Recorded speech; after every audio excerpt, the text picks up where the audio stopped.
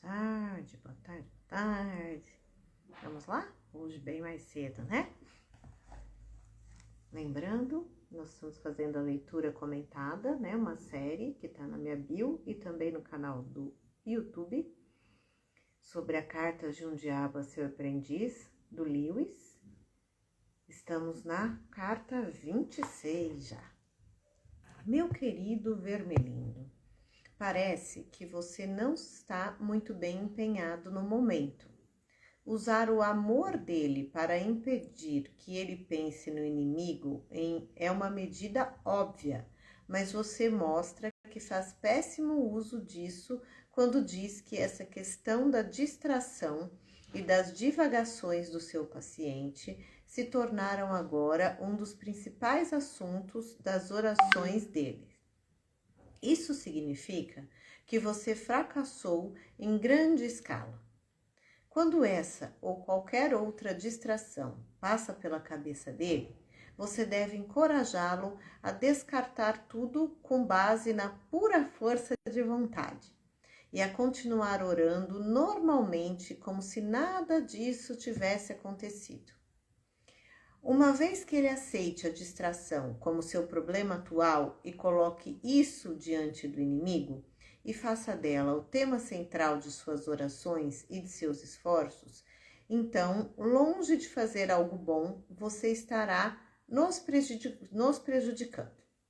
Qualquer coisa, até mesmo um pecado que tenha o efeito total de trazê-lo para perto do inimigo, volta-se contra nós em longo prazo.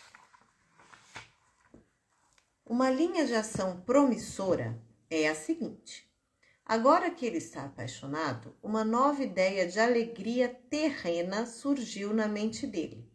E assim, uma nova urgência em suas orações puramente peticionais, sobre essa guerra e outros assuntos semelhantes. Agora é a hora de levantar dificuldades intelectuais quanto à oração deste tipo.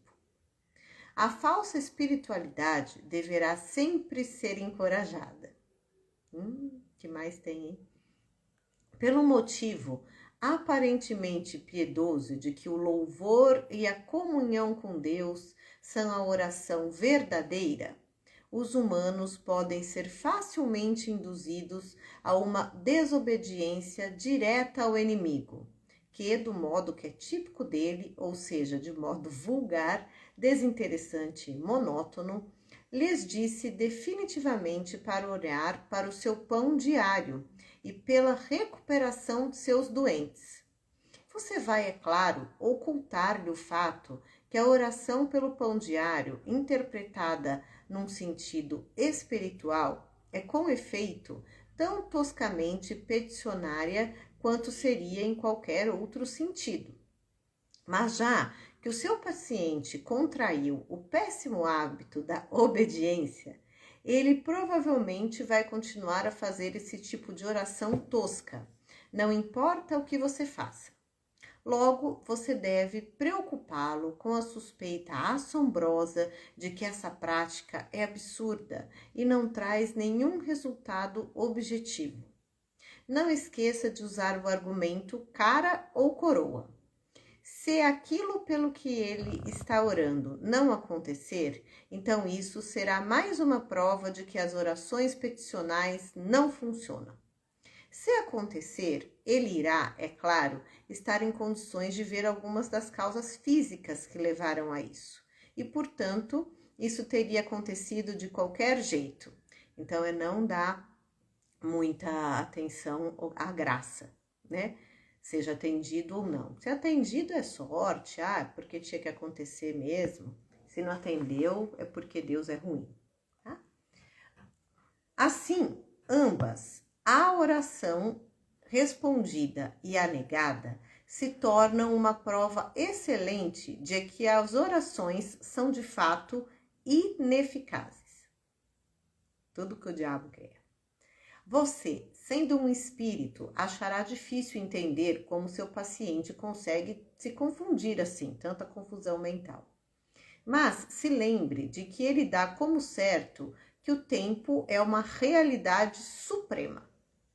Ele supõe que o inimigo, da mesma forma que ele mesmo, vê algumas coisas no presente, lembra-se de outras como sendo passadas e ainda antecipa outras como futuras.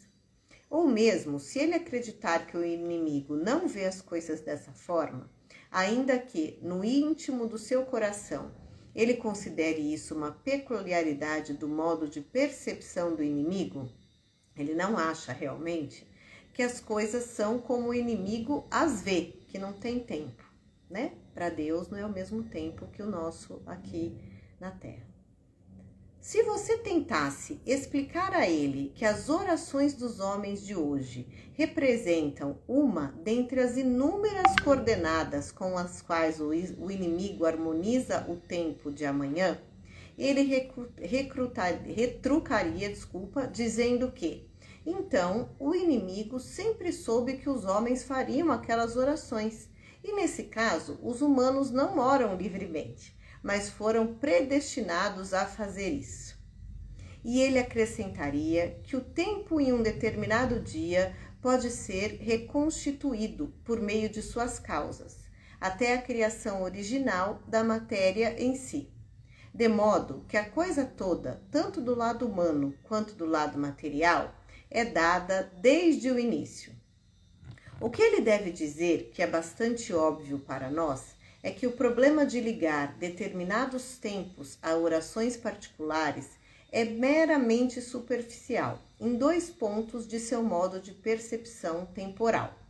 Do problema total de ligar todo o universo espiritual a todo o universo corpóreo, que a criação opera em sua totalidade em cada ponto do espaço e tempo, ou que seu tipo de consciência os força a ver o ato criativo completo, dotado de consistência própria, como uma série de eventos sucessivos.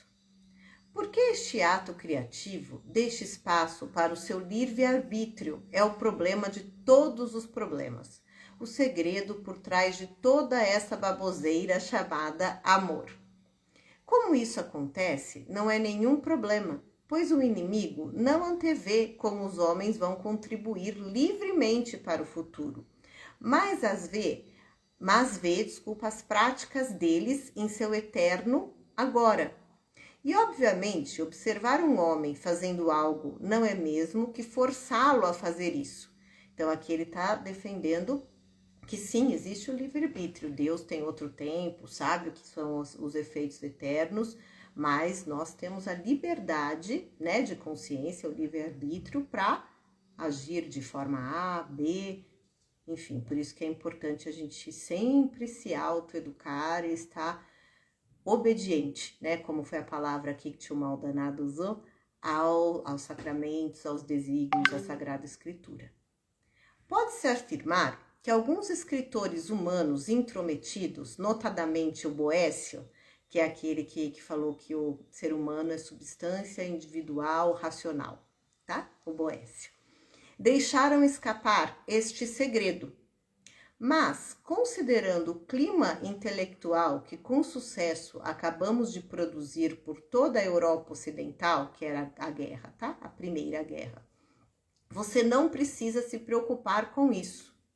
Somente os que tiveram uma boa formação leem os livros antigos. Na época do Lewis, que já era década e anos 40, já só os bons formadores liam livros antigos. Agora, então, né, gente, nem se fala.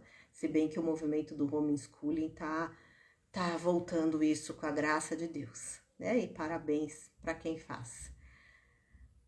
Somente os que tiveram leem livros antigos, e nós lidamos de tal forma com estes que de todos os homens, eles são os que têm menos chance de adquirir sabedoria fazendo isso. Nós fizemos isso incutindo neles o ponto de vista histórico. Então, o que ele está falando aqui? Não é o Jesus histórico, os clássicos são história, não, são verdades descobertas e aplicadas de todo sempre, inclusive para o nosso tempo de hoje. ali texto diário da Sagrada Escritura, cada clássico, mesmo não sendo cristão, né? O Aristóteles, por exemplo, Platão, fora os padres ali, a patrística e tudo isso, são verdades de hoje e eternas, não é histórica. Tá? Esse ponto de vista, em suma, significa que quando alguma afirmação proveniente de um autor antigo é apresentada, a única pergunta que nunca se deve fazer é se aquilo é de fato verdade. Não, acabei de falar. É preciso perguntar quem influenciou o escritor antigo, até que ponto a afirmação é consistente com o que ele disse em outros livros, que fase no desenvolvimento do escritor ou na história do pensamento em geral, ela ilustra como isso afetou os autores posteriores. Quantas vezes isso foi mal interpretado? Que tipo de crítica geral ao texto foi feita nos últimos 10 anos? E qual é a atual conjuntura do problema?